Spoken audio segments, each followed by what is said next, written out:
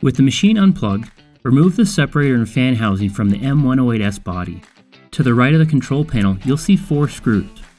Remove the first and third ones. On the opposite side of the control panel, remove the clear side panel so you have access to the screws in behind, then remove the first and third screws here as well. You may be able to remove the control panel easily by gently pulling on the knobs from the front, but if it doesn't pop out easily, you'll need to remove the e-box panel to give the control panel a push from the back. To do this, remove the 6 small screws that hold the e-box panel in place, then reach in behind and push the back of the control panel to help loosen it. The back of the control panel has 3 wiring harnesses plugged into it. The harness on the left is the group of wires connected to the sensors.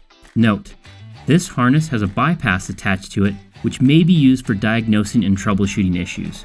The harness in the middle connects back to the fan, blade, and tumbler VFDs, and the harness on the right connects back to the linear actuators for the machine tilt.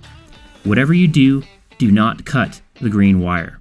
To reinstall the control panel, simply reverse the steps. Set it back inside the front body panel, and replace the first and third screw on the left side of the control panel. If the e-box panel was removed, replace this and install the 6 retaining screws. Head to the opposite side of the control panel and replace the first and third screws. Finally, replace the plexi side panel, fan housing, and separator.